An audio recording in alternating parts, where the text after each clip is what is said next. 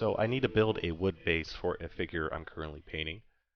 The figure is Colette from Wyrd's Malifaux game.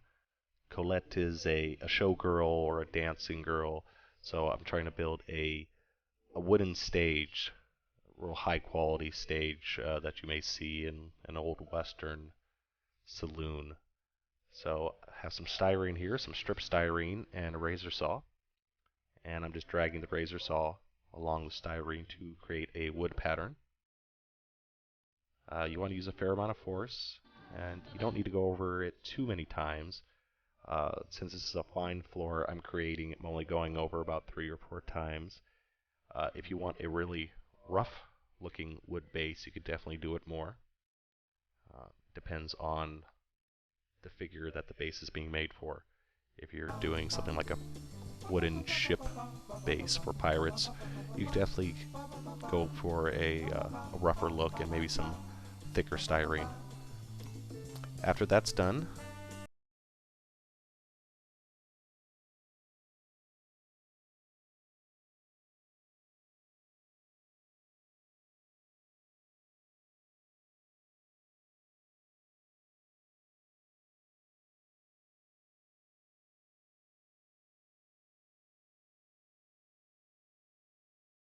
length of the base, you can actually cut them a little bit shorter, since once they're all laid onto the base, you don't want to lay them all on in equal lengths, because that's not how wooden floors are laid. There's several pieces of wood used, so you want to match them up at different lengths. It gives the base a bit better look.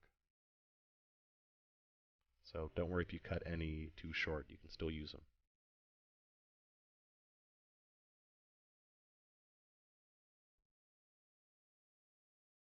Okay, I have enough cut up now.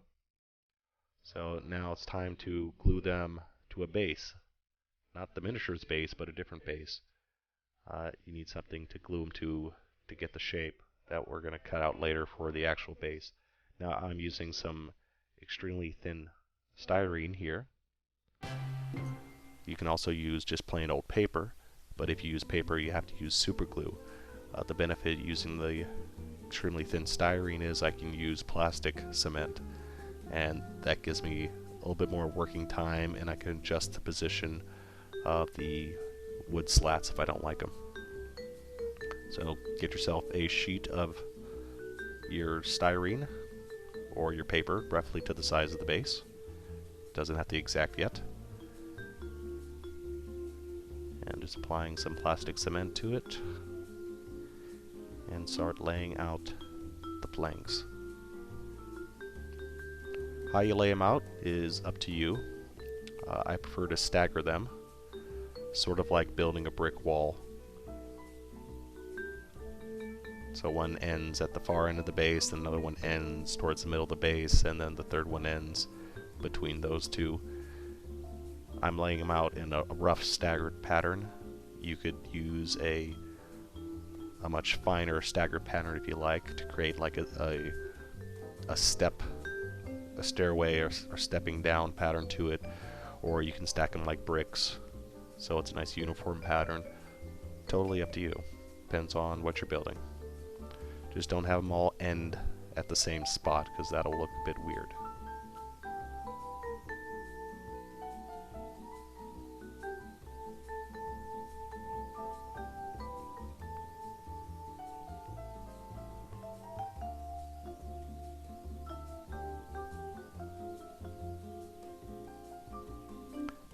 Alright, once they're all done, you have enough to cover your base, and it's all dry. You need to cut it out to the shape of the base. A circle template would be best here. Unfortunately, I could not find mine. Fortunately, though, the cap to my camera tripod just happens to be the exact same size as my base insert, so I'm using that and a pen to cut out the shape of the base. And once that's drawn out, just use a pair of clippers, or if your styrene is thin enough, you can use a pair of scissors to cut out the rough shape of your base insert.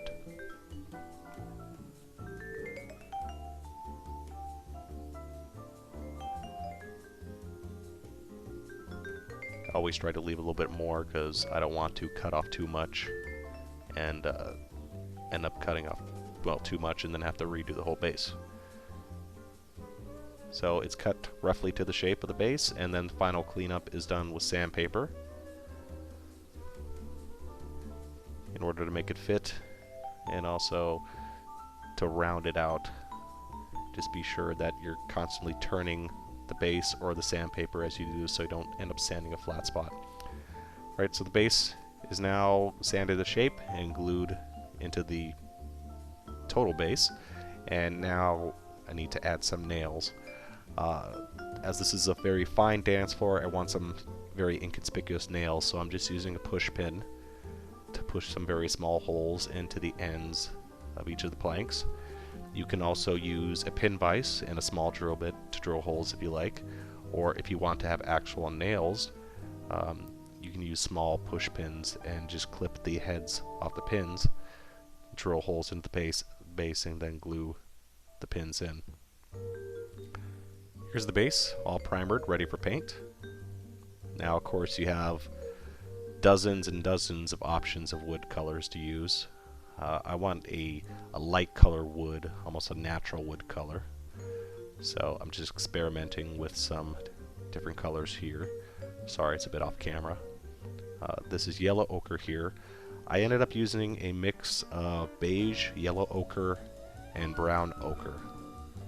And I used them in different quantities on the base because I painted the slats different colors just for some variety. And here's the base finished with the painting. Last step is to add a wash,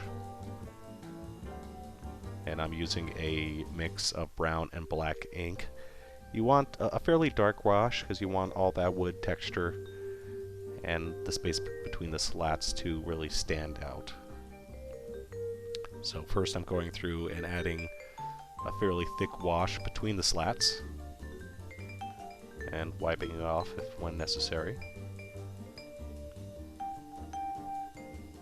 And after I think there's enough contrast between the slats, I will be thinning this wash out a little bit and applying it over the entire base to bring out the wood texture.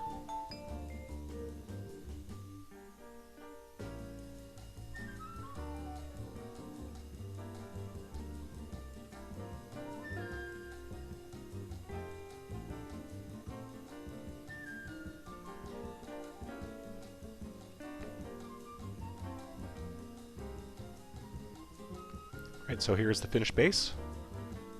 Sides are all painted black, it's ready to go. I may give it a gloss coat since it's supposed to be a dance floor, haven't decided.